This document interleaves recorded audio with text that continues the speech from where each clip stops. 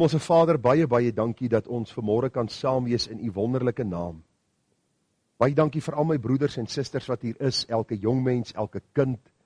Ons dank u Here en ons neem nie vanselfsprekend aan dat hulle hier is nie.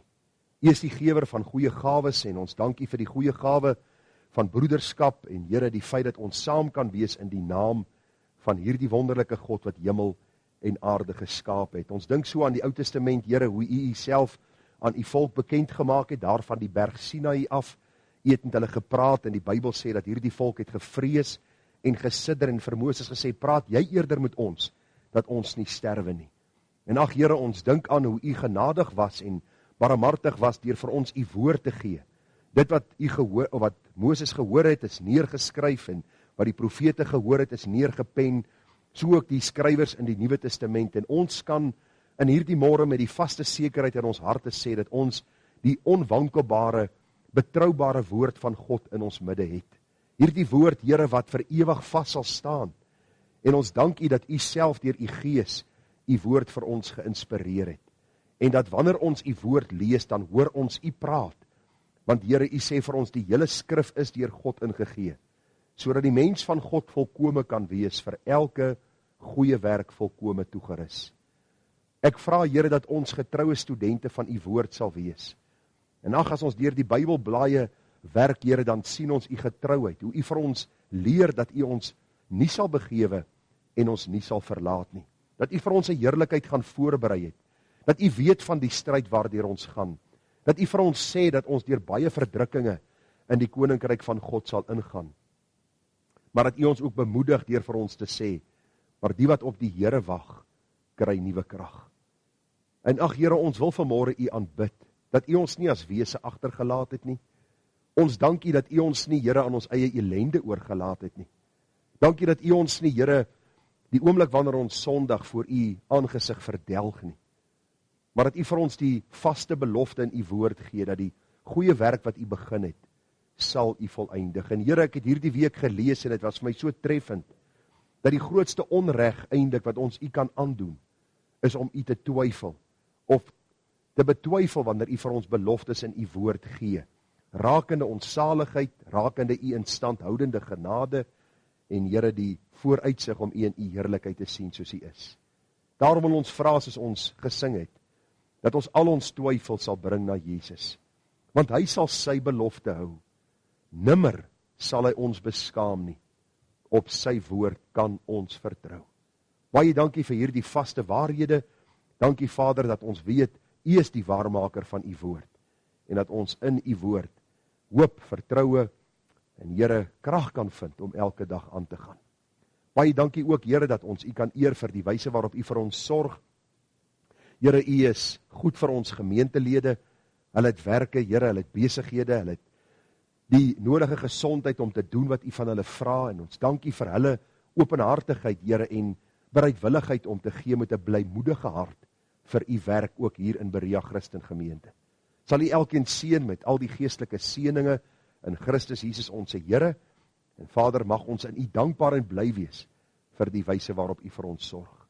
Geef vir ons wysheid in die spandering van hierdie fondse, en mag ons getroue rentmeesters wees van ons wonderlike groote God, sodat ons eendag voor u kan staan om met Here blydskap te hoor uit u mond, goeie en getroue diensknegt.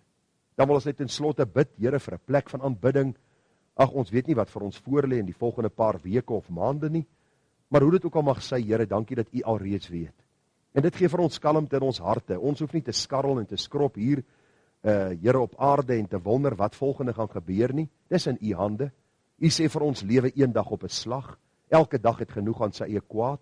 Daarom soek die koninkryk van God en sy geregtigheid. En Here, u het hierdie gemeente in die lewe geroep, en Here, u sal hierdie gemeente in stand hou. En daarom bid ons u en ons steun sterk op u wysheid en u insig deur die werking van u Gees vir die pad vorentoe. En dankie dat u in alles verhoog en verheerlik sal word.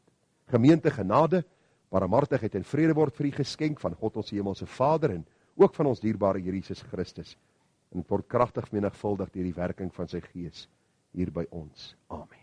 Nou, ons gaan vanmôre lees uit Deuteronomium, die 6ste hoofstuk. Nou vriende, soos u weet, is die prediking altyd die hoogtepunt in die gemeente, nie omdat die predikant miskien die beste prediker is nie, maar omdat God se woord so belangrik is. En ag, dit is vir my so opgewondenheid in die week as ek voorberei, en baie keer dink ek met myself, ek wens dit wil nou Sondag word dat ek kan gaan preek, en ek hoop nie kou u naals en dink by jouself, jy Sondag kom nader en nou moet ek weer gaan luister as die predikant preek nie. En hy het 'n lang asem nie. Maar die hart is nou beter, hy klop beter, so miskien kan ek beter tyd ook lees, ek weet nie, ons sal maar sien, alles sal seker beter word as hy ouer word. Maar kom ons lees vanmôre saam uit Deuteronomium 6, ons lees daar die eerste 9 verse, en ek gaan vanmôre by hierdie geleentheid met u praat oor die gedagte, Bybelse eienskappe van die man en vader wat God kan gebruik, en miskien dink u dadelik by u self nou, hoekom sal ek bruikbaar wil wees vir die Here, en ek het onlangs vir iemand het baie duidelik gesê, omdat hy jou geskape het, omdat hy die asem van jou lewe in sy hand hou, omdat hy sy woord vir jou gegee het, en die opdrag vir jou gegee het, en ek dink dit is noodsaaklik dat jy begin moet dink in die rigting van die ewigheid, want as man gaan ons eendag voor God staan, en luister, jy en ek het 'n groter verantwoordelikheid as die vrou in die huis, omdat God jou en my as hoof van ons huis aangestel het. Daarom gaan ons vanmôre 'n bietjie praat oor Bybelse eienskappe van die man en vader wat God kan gebruik, en ek hoop na die diens sal u aanmeld vir diens en sê, Here, hier is ek, gebruik my, omdat ek weet u gaan eendag van my rekenskap vra.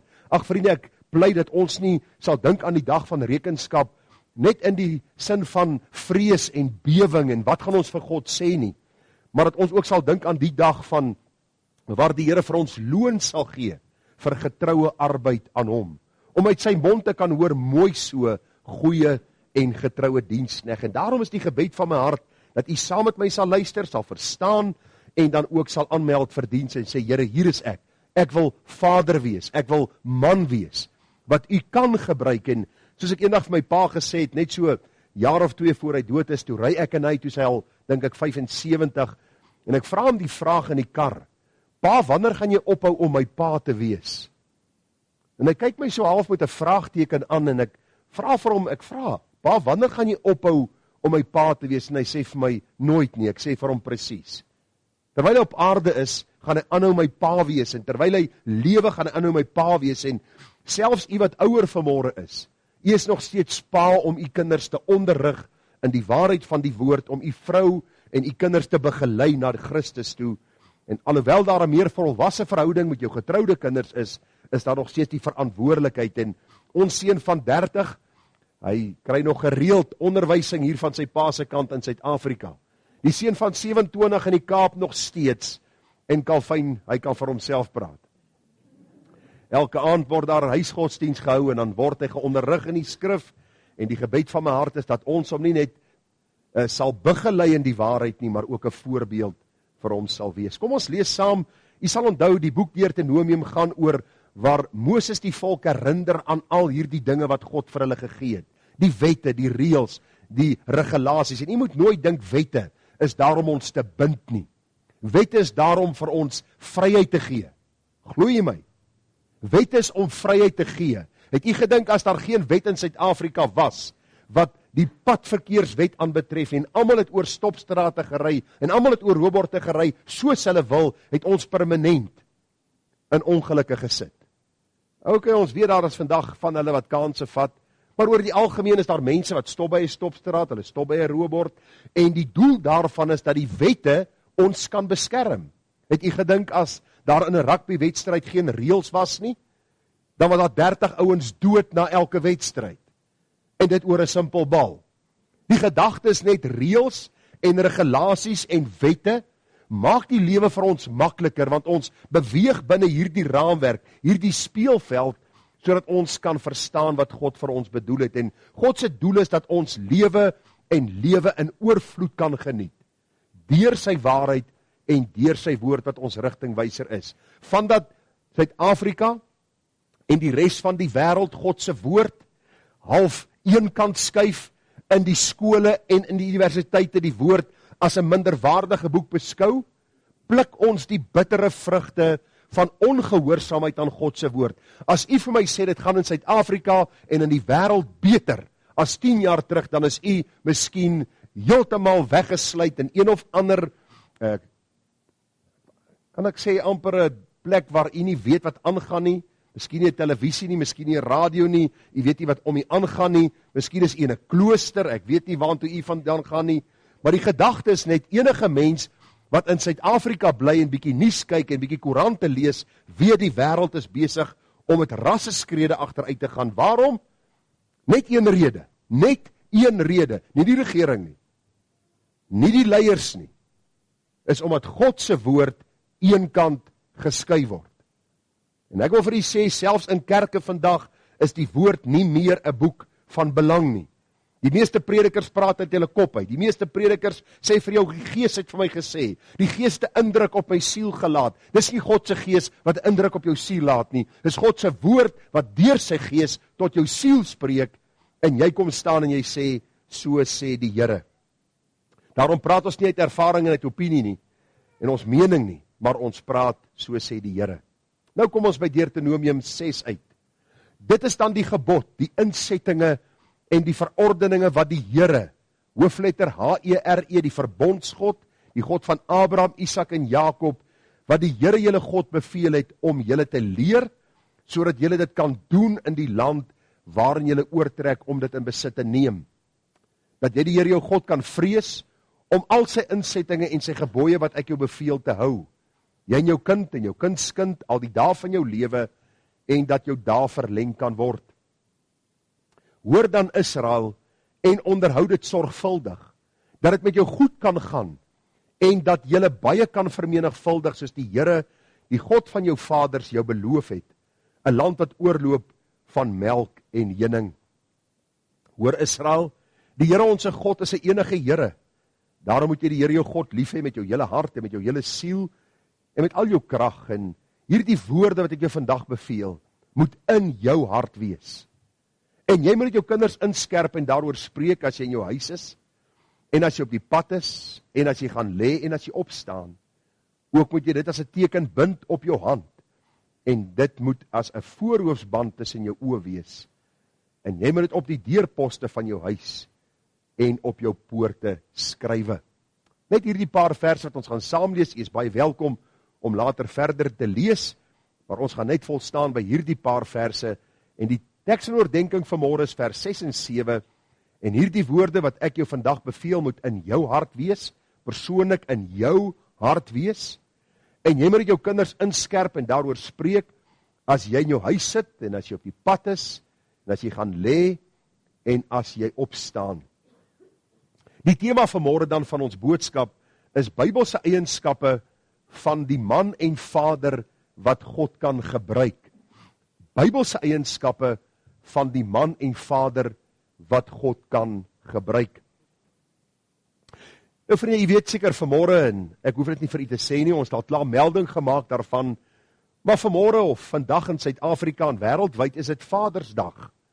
'n Dag wat die wêreld eenkant gesit het om so 'n bietjie tyd en aandag te gee aan die vaders. En ek weet nou nie meer hoe identifiseer hulle 'n vader nie, want vaders word ewe skielik moeders en hulle word verskillende identiteite soos die tyd aangaan.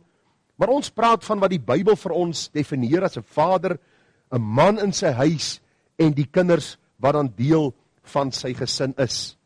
En ag vriende, wanneer ons kyk na hierdie gedagte van Vadersdag en ons weet dis nie 'n instelling van die Here of van die kerk nie, maar 'n wêreldse instelling, dan wil ons dit vanmôre gebruik om bietjie ook die aandag te vestig en te fokus op die Vader, juis om 'n Bybelse ondersoek te doen. Hoe lyk 'n vader na die hart van God? Hoe lyk 'n vader wat God kan gebruik? Hoe lyk 'n man wat bruikbaar is in diens van die Here? Toe ek in hierdie week hierdie boodskap voorberei het ek so 'n bietjie gedink aan 'n paar verwronge gedagtes of idees wat daar vandag oor die man of die vader is. Nou ek wil vir u sê, en ek sê dit vir u baie duidelik sonder dat u wonder oor wat ek sê, dat die blanke man in Suid-Afrika is die mees gehate persoon in hierdie land. Dit is so dat ons regering geen wysheid toon in hulle hantering van die blanke man in Suid-Afrika en hoe om hulle te inkorporeer in die opbou van hierdie land, sodat dit ook 'n suksesvolle land kan wees waarin ons onsself bevind nie. Hulle haat verblind hulle, juis wanneer dit kom by kleur. En dikwels, ons blanke mans besig om so bietjie agteruit te deins en terug te beweeg en te sê, weet jy wat, ek sien nie meer kans hiervoor nie. En ongelukkig hoor ons van geweldig baie selfmoorde onder ons blanke mans in Suid-Afrika.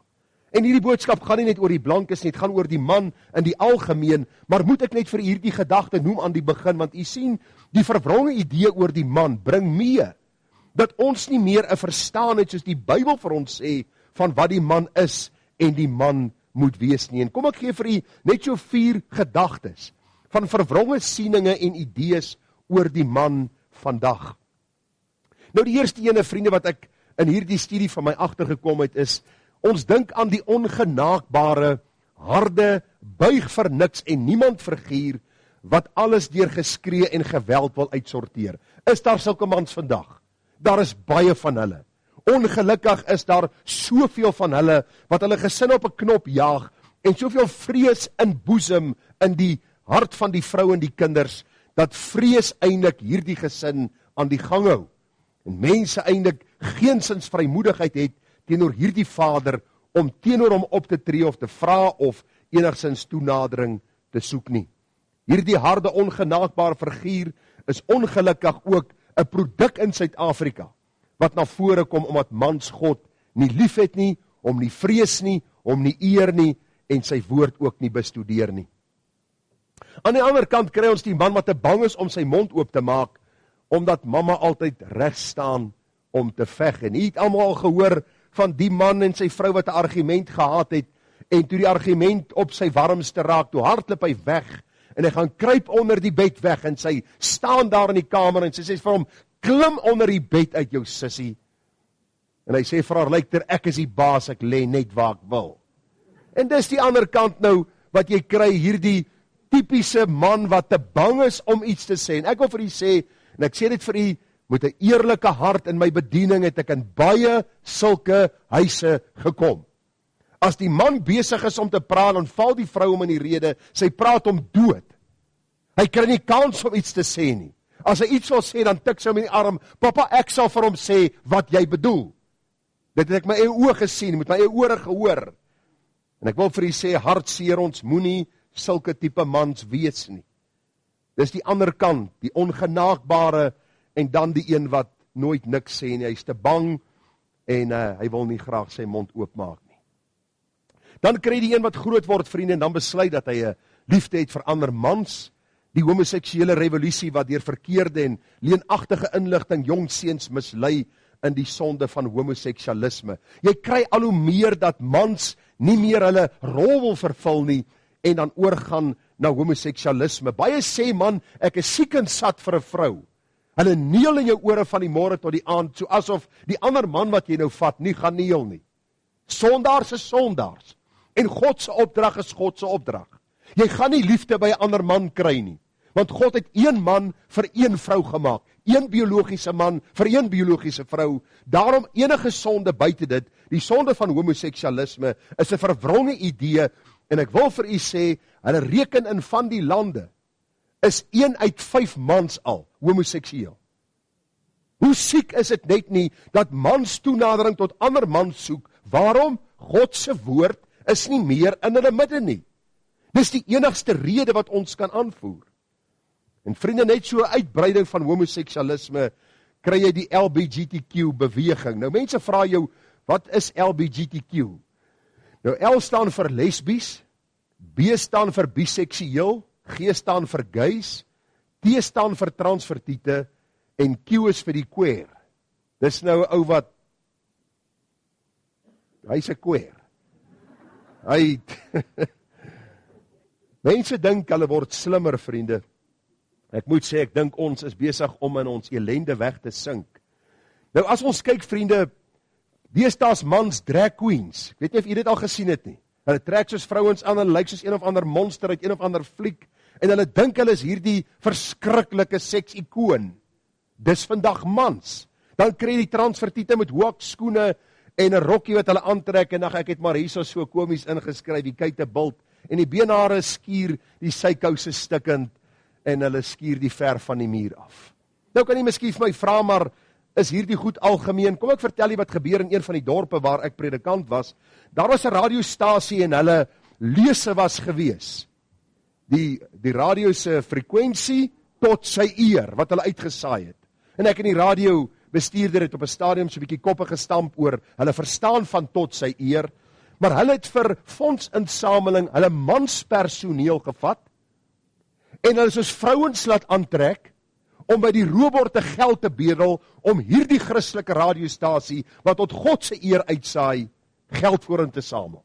Staan hulle met hulle hoekskoene en hulle rokkies aan, en hulle lang hare en hulle bedel geld, hulle terg die God van hemel en aarde. Die 5de Junie in Massachusetts, Amerika, weet nie of u gesien het, hierdie historiese kerk wat in 1743 gebou is, wat die gay parade gehou het, is deur weerlig geslaan, en die kerk het afgebrand, tot op die grond. Ek wil vir u sê, ons moet ophou God versoek met ons sonde. As jy in een van hierdie kategorieë inval vandag, wil ek vir jou sê, luister saam met my, na wat God sê, die man moet wees. Hoe hy moet optree, en hoe kan ons manne wees wat God verheerlik? Want u en ek sal 'n groter oordeel ondergaan.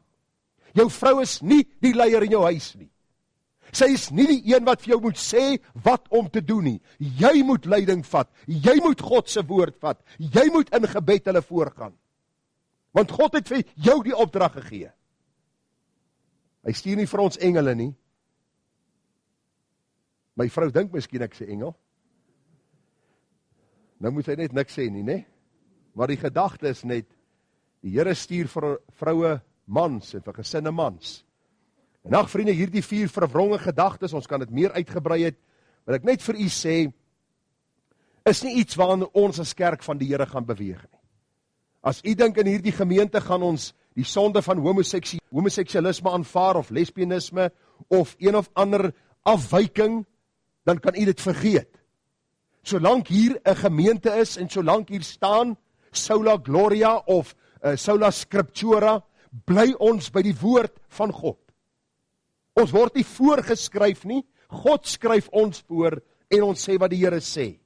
En ons doen dit nie met arrogansie nie, ons doen dit met liefde, in onderworpenheid aan wat God vir ons in sy woord deurgee. Nou, ons as kerk van Jesus en kinders van die Here, wil hoor wat sê die woord oor die man en die vader, na die hart van God, wat God kan gebruik. Ek wil vir u sê, laat die wêreld maak wat hulle wil, hulle sal rekenskap gee. Die Skepper God sal elkeen in geregtigheid oordeel, wat ons aangaan, ons staan en val by die gesag van die woord. En ons gaan vinnig kyk na 4 gedagtes. Eerste plek, die man is hoof van sy huis, die man gee liefdevolle leiding, die man tree op as onderwyser, en die man of die vader weet wat berouvolle sondebelydenis is. Dis my 4 dinge wat uitgestaan het. Ons kan dit uitbrei na 10 en 12 en 15 punte. Maar ek dink hierdie 4 gedagtes het vir my so uitgestaan, dat ek tog vanmôre net met u dit wil deel. Die eerste plek, die man is hoof van sy huis. Onthou wat daar staan, nie baas nie. Hy's nie diktator nie. Hy's nie hierdie man wat met hierdie ferm eysterhand regeer nie. Hy's hoof van sy huis. En ons gaan bietjie kyk wat die Bybel vir ons daaroor wil leer. Efesiërs 5:23. Want die man is die hoof van die vrou, soos Christus ook hoof is van die gemeente, en hy is die verlosser van die liggaam.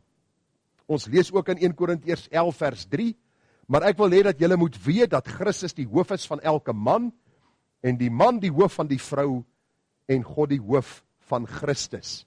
Dit was my interessant hoe ek het nagevors het, en ek het so 'n paar maande terug, so 'n bietjie in my opnames, bietjie gepraat oor die man, sy hoofskap, en ek het al boodskappe gebring daaroor, vanmôre net weer om die aandag te vestig. Die man en vader wat God kan gebruik, moet hoof van sy huis wees. Wat beteken dit? Nou vriende, as ons kyk na die gedagte, dat God die hoof is van Christus, en so moet die man hoof van sy vrou wees, dan is daar iets belangrik wat vir ons na vore kom. Want u sien in God se orde, het hy vir ons kom leer dat alhoewel God 'n drie-enige God is, daar die orde is van dat Jesus tydens sy aardse bediening homself heelhartig aan die Vader se hoofskap onderwerp het. Ek het vanmôre met Andries gepraat. Jesus was van ewigheid af gewees. Die Bybel sê, hy het op God se bepaalde tyd, het hy mens geword. Gebore uit die vrou, gebore om die onder die wet, om die wat onder die wet is los te koop. En in daardie tyd, Filippense 2, het Christus homself ontledig, deur die gestalte van 'n diensknegt aan te neem. En u kan miskien vir my vra, maar hoe is dit moontlik dat God mens kom word het en homself kom onderwerp het aan Vader in daardie tyd, en hoe werk die drie eenheid? En ek wil vir u sê, dis juist daar waar ons by aanbidding moet uitkom. Want as u en ek God kon uitredeneer, soos ons 'n stoel of 'n tafel of 'n ander mens kan uitredeneer, dan is ons soos God. Daar's altyd 'n misterie van God wat ons nie kan verstaan nie. En daarom verstaan ons wat die woord sê, dat God dan ook vir ons sy seun gestuur het, en tydens Jesus se aardse bediening het hy homself ontledig, hom onderwerp aan God se vaderskap, vir hierdie tyd wat hy op aarde was. En die Bybel sê, hy het nou weer die heerlikheid wat hy gehad het voor die grondlegging van die wêreld.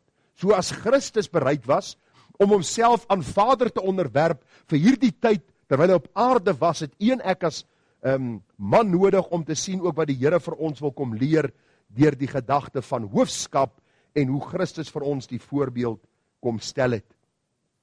Die vraag wat ons vir onsself moet afvra, as God dan die hoof van Christus is en Christus die hoof van die man is die hoof van die vrou, waar kom hierdie hoofskap vandaan? Hoe kan ons dan sê dat ons dan die hoof van die vrou is en die hoof van die gesin is? Waar het God dit vir ons gegee? Ons gaan terug na Genesis, die 2de hoofstuk. Die hoofskap van die man kom al reeds in Genesis 2 na vore. Daar staan, toe die Here God die mens geneem en hom in die tuin van Eden gestel om het te bewerk en te bewaak.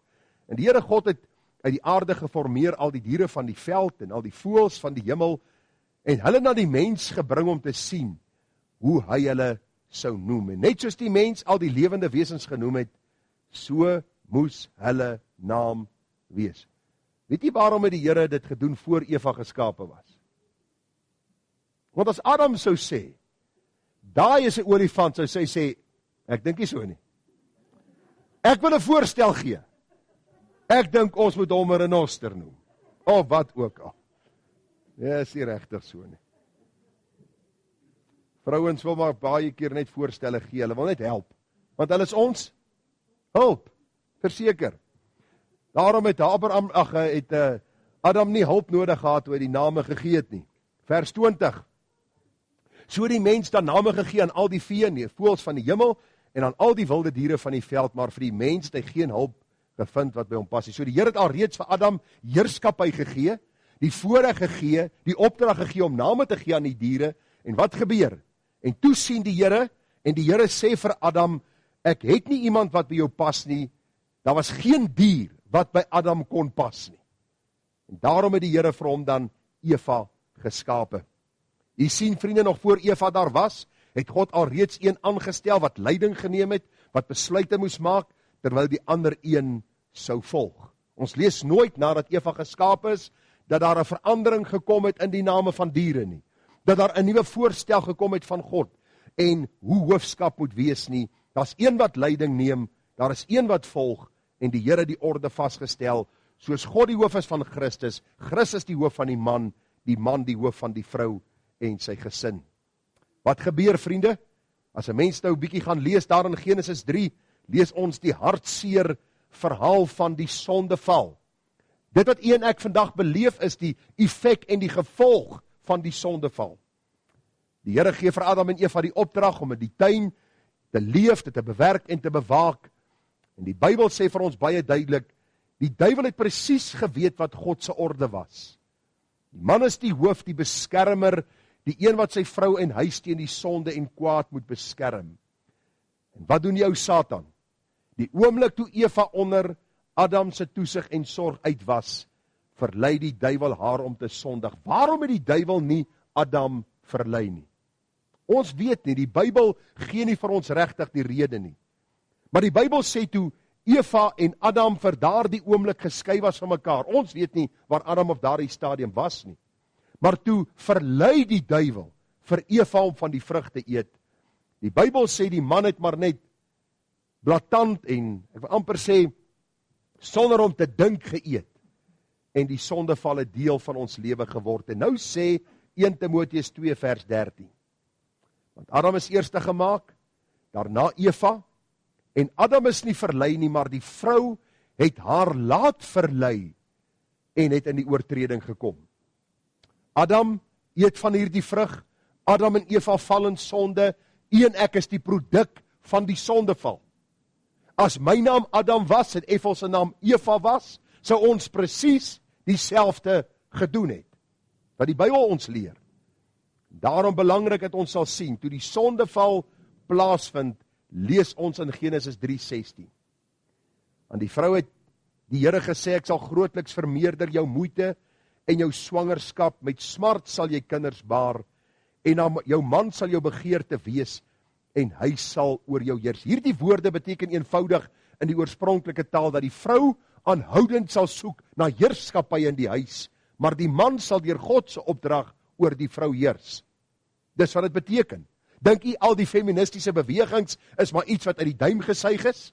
Vrouens wat regtig swaar kry, die meeste feministe het niks te doen en het geen liefde vir die huisgesin nie. Dis 'n klomp liberale sondaars wat aborsies goedkeur, vrye seks goedkeur. Dis 'n goddelose organisasie en beweging. Daarom wil ek vir u sê, feministiese bewegings het niks te doen met die welstand van die vrou nie. Hulle is juist daarom die orde van God omver te werp. Waarom? Want hulle weet van die sondeval is die stryd vir heerskappy daar. En ag vriende, dan gaan dit nie oor heerskappy van ek is baas en my vrou is klaas nie. Glad nie dit nie. Juist dit wat God vir ons sê, hoe dit moet wees. U sien, van die begin van die sondeval tot vandag duur die stryd om hoofskap voort. En wie het vir ons die voorbeeld kom stel wie hoof moet wees? Christus. Christus is die hoof van die man. En die Bybel sê vir ons, soos hy die gemeente liefhet, moet ons dan ook ons vrou lief hê. Net 'n paar gedagtes. Hoofskap, Bybels gedefinieer, beteken eenvoudig, as hoof, as man, moet ek 'n dienaar wees in my huis. Ek moet 'n dienaar wees. Ek staan nie en skop en slaan en ruk en pluk en skree en gaan mal nie. Ek dien. Ek moet onderrigting gee, ons gaan nou daarby uitkom. Ek moet 'n voorbeeld lei. Ek kan nie sê, maak soos ek jou sê nie. Ek moet vir hulle sê, doen soos ek doen. Baie ouers en baie vaders is so, moenie maak wat ek maak nie, maak wat ek jou sê, en dit werk net nie so nie. As hoof moet hy sekere besluite en beslissings maak. Dit is belangrik, want as die gesin ondergang, as daar ondergang vir die gesin is, sal dit by die man se deur gelê word. As hoof moet hy sekere verantwoordelikhede aan sy geliefdes opdra. Belangrik. As hoof moet hy sy vrou en kinders lief hê. Dis wat die Bybel vir ons leer oor die gedagte van hoofskap. So die eerste gedagte dan net, die man is hoof van sy huis. Ek vra vir jou as pa vanmôre, as man, is jy 'n waardige hoof van jou huis?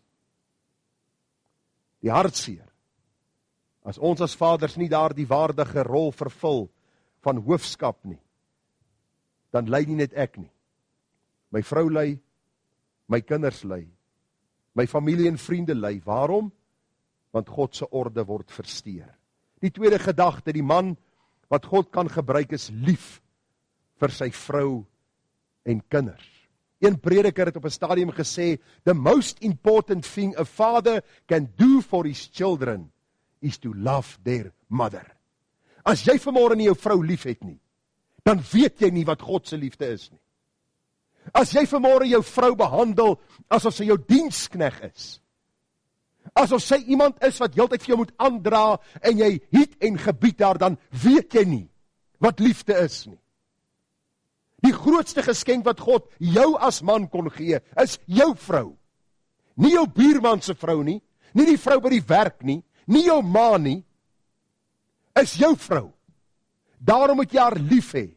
En as jy jou vrou lief het, dan kan jy jou kinders begelei, dat hulle weer op hulle beurt 'n liefde kan hê vir hulle man of vrou, as jy 'n seun of 'n dogter het en hulle trou later. Hoor wat sê die Bybel. Manne, julle moet Nou, as ek vir Calvin sê, luister, dit doen jy. Dan onderhandel hy nie verder met my nie. Die onderhandeling is verby. Ek het hom 'n opdrag gegee en hy moet dit uitvoer. En dieselfde kom uit die Bybel na ons toe. Manne, ek gee nie vir julle 'n voorstel nie, ek gee vir julle opdrag. Julle moet julle eie vroue lief hê, soos Christus ook die gemeente liefgehad en homself daarvoor oorgegee het. Vriende, hier is die woordjie soos, die sleutel, om hierdie deur oop te sluit. Die sleutel tot die verstaan van die vers lê in die woord soos Christus ook die gemeente liefgehad en homself daarvoor oorgegee het. Hoe het Christus die gemeente liefgehad? Hy het hulle liefgehad op 'n baie besondere manier. Mans, u wat vanmôre hier sit, vaders, jy wat hier sit, kom ek help u, terwyl die Here ook my genade gee om dit te verstaan. Hoe moet ons vroue lief hê? Hoe lyk die liefde van Christus wat ons moet openbaar teenoor die vrou wat die Here ons gegee het? Eerste plek, dis 'n onverdienstelike liefde. Onverdienstelik. Romeine 5 vers 8, maar God bewys sy liefde tot ons daarin, dat Christus vir ons gesterf het toe ons nog sondaars was. Wie van u was besonder? En die Here daar in die hemel gestaan en gesê, joh, hierdie Gerard Bekes is 'n wenner, hy's 'n treffer. En ons moet tog moeite doen om hom te red, want hy sal vir my en my saak iets kan beteken, vergeet daarvan. Inteendeel, toe ek in my hoogste vorm van rebellie was, in die diepste gat van sonde, toe kom die Here en ontferm hom oor my en hy red my. En ek besef tot vandag toe, en ek het gister weer in ons huisgodsdiens gesê, tot vandag toe besef ek verdien die hel.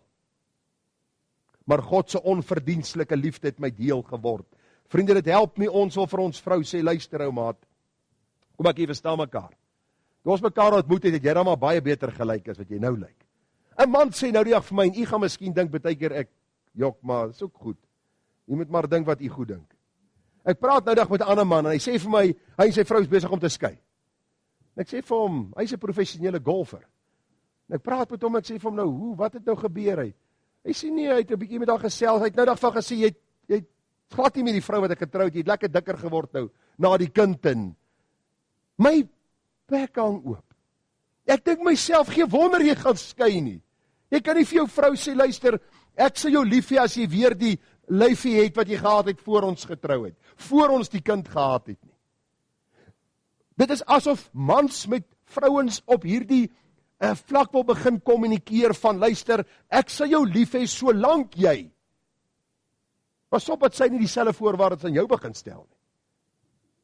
Ek sê jou lief hê as jy so bietjie skraler word, as die hare wat uitgeval het so bietjie terugkom.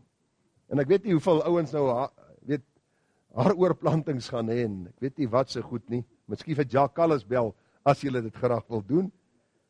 Maar dit is 'n onverdienstelike liefde. Ons verdien dit nie.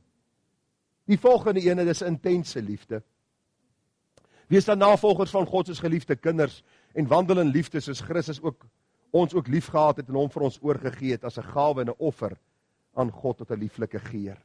Manne, julle moet julle eie vroue lief hê soos Christus ook die gemeente lief gehad en hom vir homself daarvoor oorgegee het. Jy sien, hierdie intense liefde was nie 'n liefde wat net gepraat het nie. Baie mans sê, maar hulle doen nooit nie. Hy sê hy's lief vir sy vrou terwyl hy sport kyk op televisie. Sy hoor dit nie eens nie. Wat het jy gesê? Ag, moenie hoor nie, is nie belangrik nie. Sy het dit gehoor, maar sy wil graag hoor as jy vir haar kyk. Hierdie intense liefde is om tyd met haar te spandeer.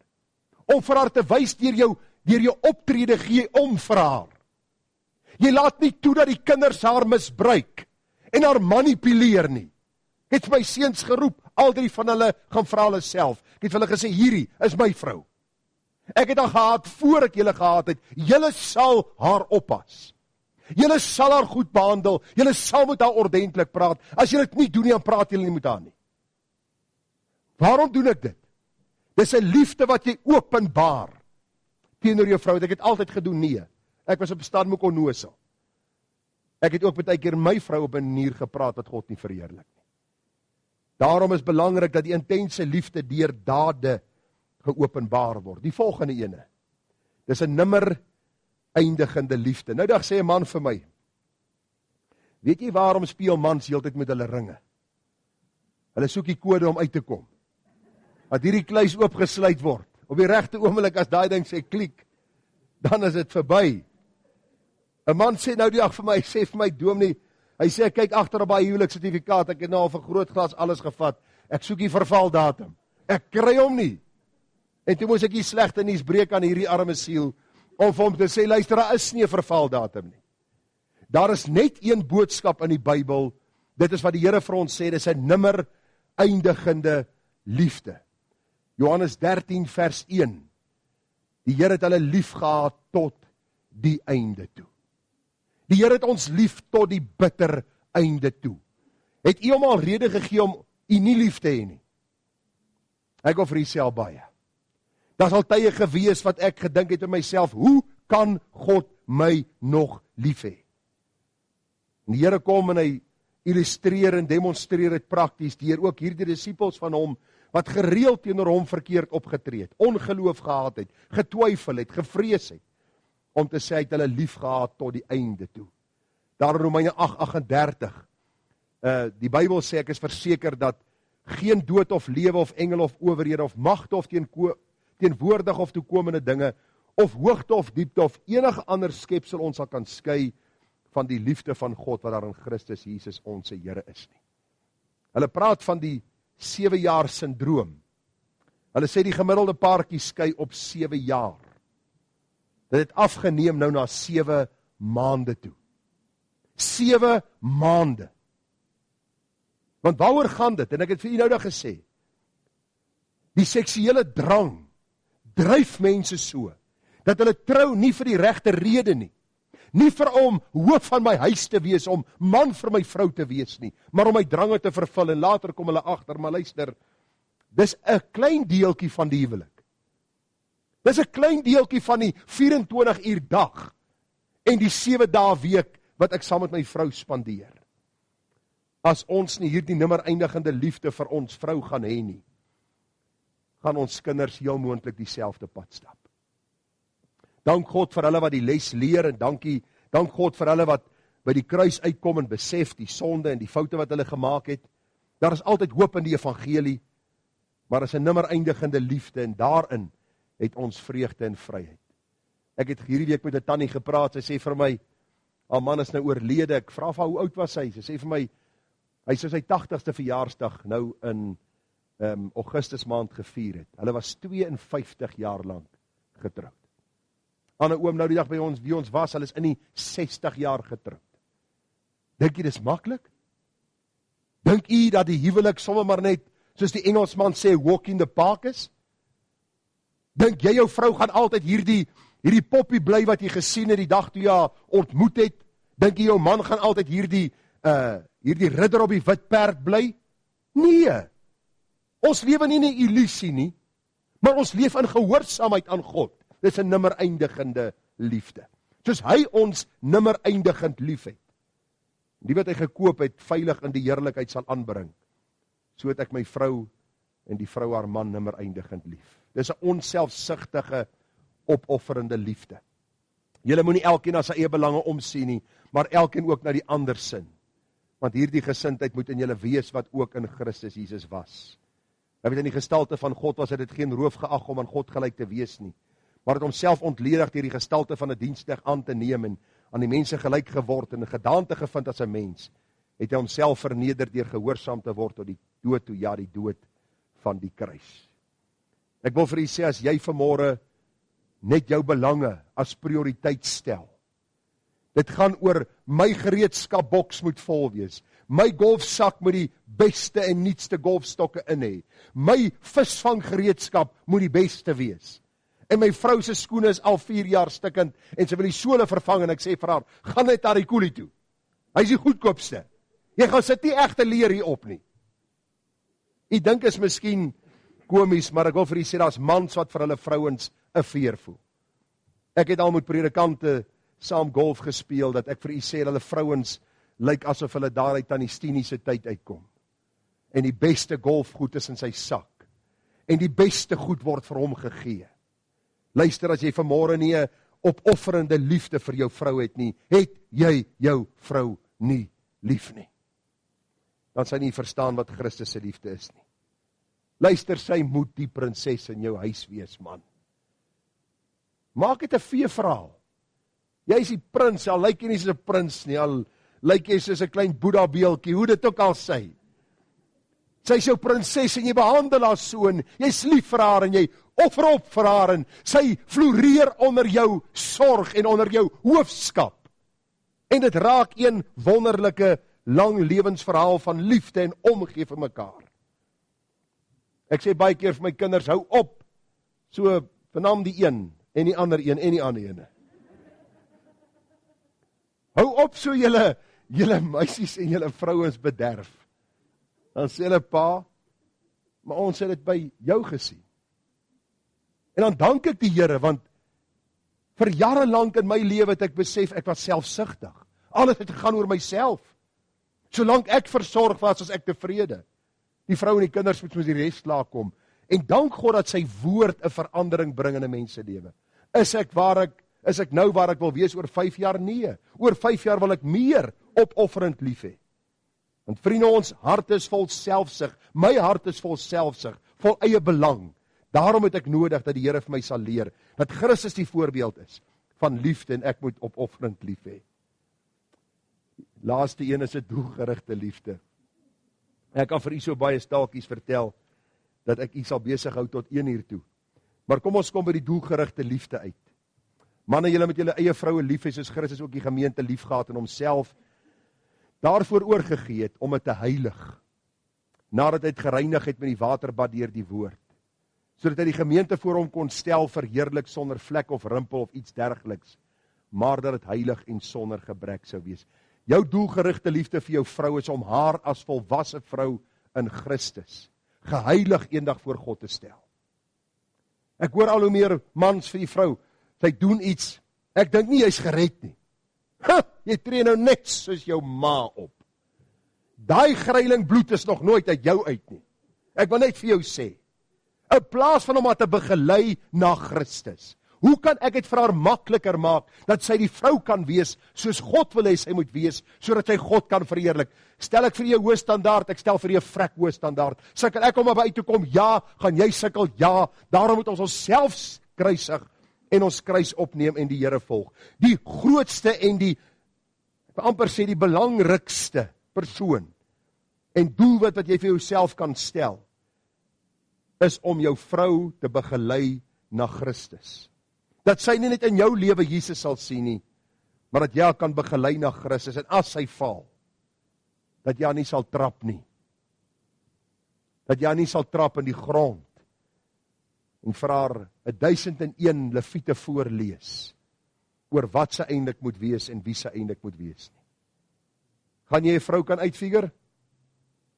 Nie in hierdie leeftyd nie. Daarom het jy die woord nodig. En daarom het jy die voorbeeld van Christus nodig. En nou moet ek jaag.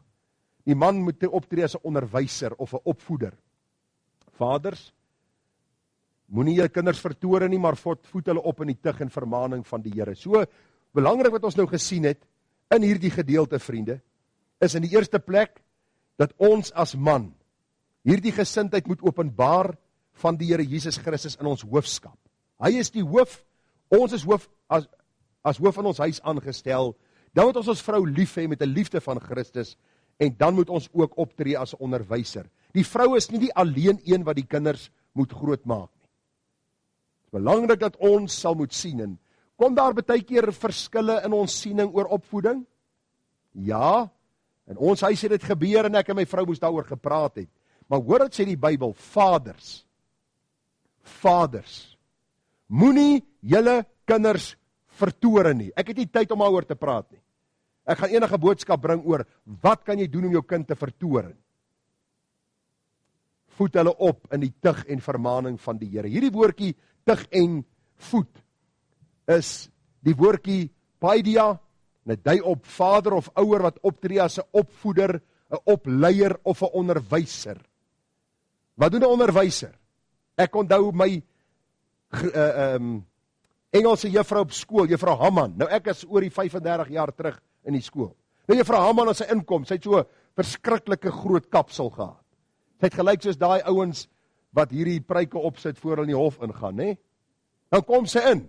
Dan sê sy, R-H-Y-T-H-M, R-H-Y-T-H-M, rhythm. Ek kan dit spel. Wie kan rhythm gespel het voor ek vir nou gesê het? Wie kan nie. Maar sy het dit elke dag gesê dat ek naderhand gedink het, hou net op. R-H-Y-T-H-M, dis rhythm, ons almal weet dit nou al. Maar sy het dit aanhou vir ons sê. Dit het ingesink in my hart. Wat doen 'n vader? Hy hou aan vir sy kind dieselfde goed oor en oor sê. Dis nie jou vrou se werk nie. As jou vrou vanmôre deur jou kinders misbruik word en behandel word soos 'n vloerlap, sies vir jou as man. Mag God jouself in die gerig bring. As jou vrou deur jou kinders behandel word soos 'n vloerlap. Dis jou taak om jou kinders te wys hoe behandel 'n mens 'n vrou en hoe is jy 'n vader? Anders as jy jou kinders te onderrig, 'n opvoeder te wees, 'n onderwyser. Hy of hulle ontwikkel die kind. Leer die kind, dissiplineer die kind, tigtig die kind, waar nodig. Hierdie tigtiging sluit in lyfstraf en slaaf waar nodig. Ek het nou 3 seuns, en ek het nou 2 al groot gemaak, die 3de een is in die opleidingsproses. En elkeen van hulle is my uniek wanneer dit kom by lyfstraf. Hulle sal begin onderhandel.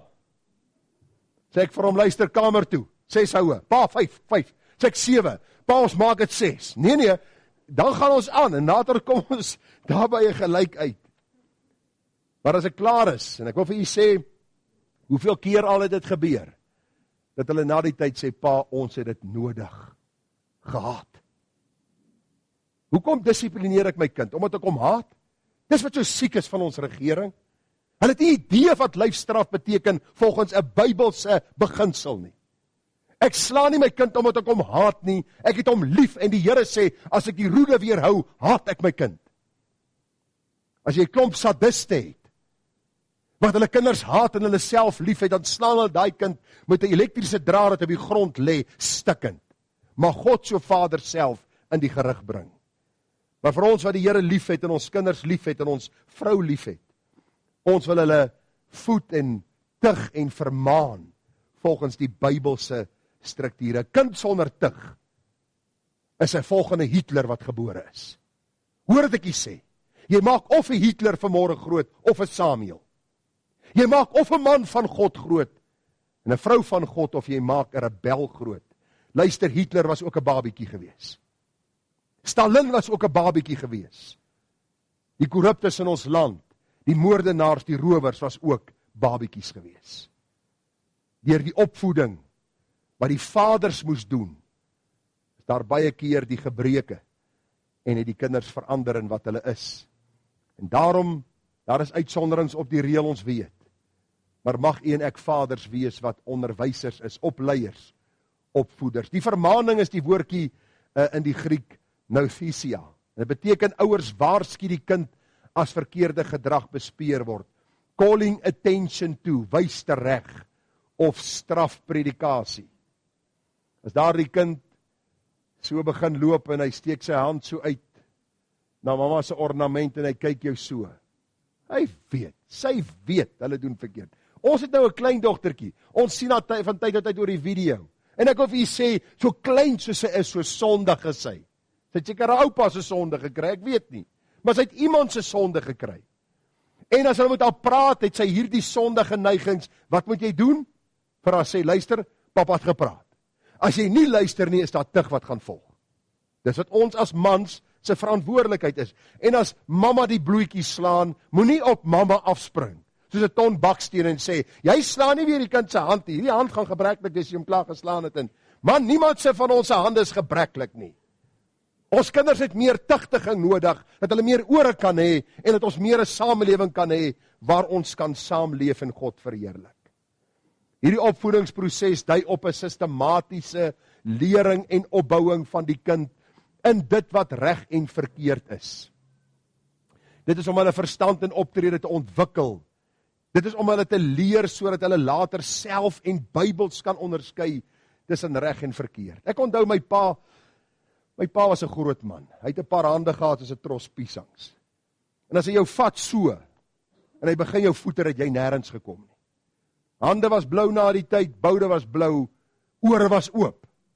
Want u weet mos die kanaal tussen die boude en die ore is vol was, en die hitte van onderaf smel dit. Maar ek onthou die eerste dag toe ek vir Gerard, my oudste seun, gevoeter het.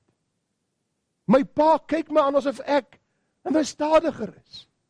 Hoekom slaan jy die kind? Ek sê, pa, luister. Nee, ek en jy gaan nie oor hierdie ding argumenteer nie. Dis wat jy gedoen het toe ek klein was.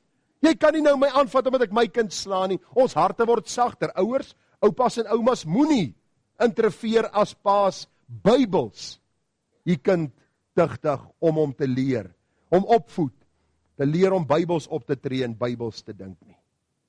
Die Bybel leer ons in Spreuke 22, 6 en 15, oefen die seun volgens die eis van sy weg, dan sal hy ook as hy oud word, daarvan nie afwyk nie. As die sotheid vassit in die hart van die seun, die tugroede sal dit daaruit verwyder. Ek onthou een van my seuns wat eendag met my vrou Hans geraak het. Dis ek vir hom, luister ou seuna, kom ek en jy verstaan mekaar. Ons kry mekaar in die motorhuis. Matriek seun, spiere staan, spiere bult, pa se ou pen staan, hy het seker gedink, nee wat, hier's nie kompetisie nie. Die punt wat ek vir hom gemaak het daardie dag is, as sotheid in jou hart vassit, as jy dink, jy is die God waarom alles sentreer, dan sal pa jou leer. Daar is 'n God in die hemel wat my aangestel het. En al hou jy nie van my gesag nie, jy sal leer om te buig daaronder. En vandag, jare later, is ons naby mekaar. Hoekom? Ja, ons het ons verskille. Maar die tugroede sal dit daaruit verwyder.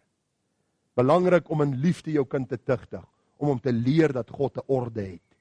Hierdie oefen is die woordjie shanak wat beteken to train up of to dedicate. En nag vriende, is belangrik, Deuteronomium 6. Vanmôre se teks van oordeenking. En hierdie woorde wat ek jou vandag beveel moet in jou hart wees. Jy moet dit jou kinders inskerp. Vader, jy's 'n onderwyser. En ek sluit af, vriende, 2 minute. Die man wat God gebruik, weet wat berouvolle sonde belydenis is. Ek hoop nie. Jy wat vanmôre hier sit of inluister, is die man wat saam met jou seun by 'n kroeg 'n bier gaan drink nie. Ek hoop nie so nie. Want God sal hy seun van jou hand eis. Ek hoop nie jy is die een wat saam met jou kind pornografie kyk, of om te wys hoe seksie vroumense is nie. As jy is, wil ek jou sê, sies vir jou. En mag God jou dan besoek met sy oordeel. Waarom sê ek so? Jy's die hoof van jou huis. Jy moet weet wat sonde, berou en belydenis is. Ek vra jou, ek hoop jy's die seun of die vader wat jou seun begelei wanneer daar sonde in sy lewe te bespeer is of in jou lewe, om vir hom te sê, seun, kom ons gaan en ons bid saam. As ons in die aandehuis godsdiens hou, is sonde belydenis gereeld deel van ons godsdiens en ons gebede. Wat is sonde? Sonde is om die merk te mis. Sonde is om te mis dit wat God vir ons in sy woord opgeteken het. Kom ek verduidelik dit vir u. Daar is 'n groot geel lyn en daar staan geen parkering nie. As jy daar gaan stop, gaan hulle jou wiel vasbind en hulle gaan daar die kar van jou kom wegsleep en jy gaan boete betaal. Om die merk te mis beteken om teenoor dit wat God in sy woord vir ons gegee het op te tree. Wie van ons mis nie die merk nie? Wie van ons stop nie baie keer op die geen parkering plek nie? Iemand? Ons almal is skuldig. Leer jou kind wat dit is om jou sonde te bely. Dawid het gesondig. Hy sê in Psalm 51 vers 5, want ek ken my oortredinge en my sonde is altyd deur voor my. Teen u alleen het ek gesondig en gedoen wat verkeerd is in u oë, sodat u regverdig kan wees as u spreek, rein as u gerig hou. Hy het in gebrokenheid sy sonde bely en laat staan. Psalm 51 vers 3, wees my genadig, o God. Na die goedertierenheid delg my oortredinge uit, na die grootheid van u barmhartigheid. Ontsondig my met hyssop, dat ek kan rein wees. Was my, dat ek witter kan wees as sneeu. Verberg u aangesig vir my sondes en delg my oortredinge uit. Wanneer laas het jou kind hierdie woorde uit jou mond gehoor? Waar jy pleit by God vir vergifnis. Vergewe my, Here, vir die wyse waarop ek my vrou behandel het, waarop ek miskien my werkskollega behandel het, miskien my skoonma of my bure behandel het. Vergewe my Here, dat ek teenoor U oortree, dat ek miskien my meer verloor het, dat ek miskien gesondig het, deur iets te doen, wat U nie behaag nie. Dis 'n Vader wat God kan gebruik. Dis nie 'n ou wat 'n ridder op 'n wit perd is, wat nooit 'n fout maak nie. Dis nie Rambo, wat met sy strepe en sy band om sy kop die geweer vat en alle stukkend skiet voor hom en almal dink hy's 'n hero nie. Dis nie ou wat uitklip en die volgende ou in die ander kar 'n klap gee nie. Dis nie die man na God se hart nie. Op 'n stadium het ek gedink dit is die hero. Die ou wat, soos ek aan die begin gesê het, alles wil met 'n ysterhand regeer het. En ek dink 'n groot rede waarom ek sit vandag met my kwessies wat ek sit, is omdat God hierdie wille hings inbreek. God soek nie wille manne in sy koninkryk nie. Kom dan by toe ek is sagmoedig en nederig van hart, sê Jesus. Dan sal jy rus vind vir jou siel. En jou vrou en jou kinders sal rus vind vir hulle siele. Dis klaar met die boodskap, jammer vir die oortyd, ek gaan die kerkraad nie ekstra vra nie. Jy moet nie bekommerd wees nie, ek doen dit gratis en vir nie die ekstra. Bybelse eienskappe van die man en vader wat God kan gebruik. Dis hoof van sy huis, hy gee liefdevolle leiding, hy tree op as onderwyser, hy weet wat berouvolle sondebelydenis is. Broeders, net voor jy moed verloor, ons gaan jou versterk met iets te eet na die tyd, dat jy die pad nie vir jou te lank raak huis toe nie, maar ek wil jy bemoedig met 1 Korintiërs 15:57. Maar God sy dank wat ons die oorwinning gee deur ons Here Jesus Christus.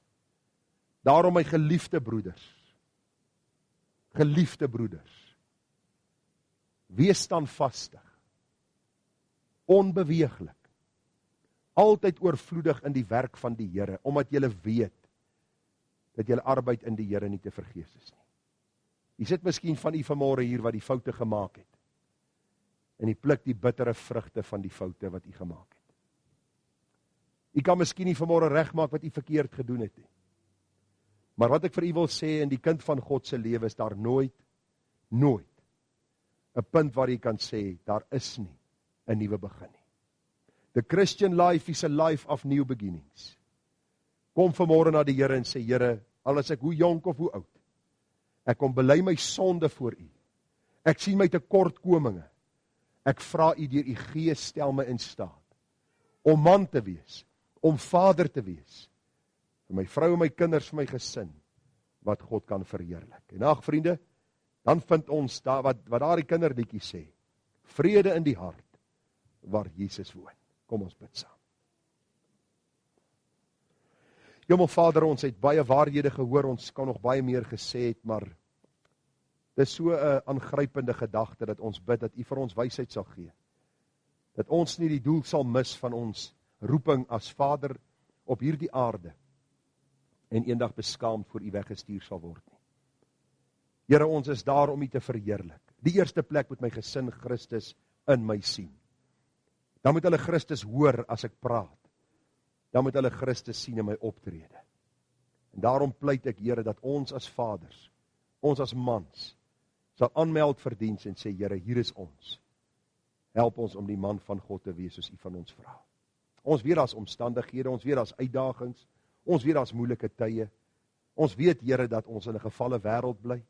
Ons weet soms raak dinge vir ons te veel, maar dat ons nie sal moed opgee nie. Want ons weet, Here, ons gee nie moed op nie.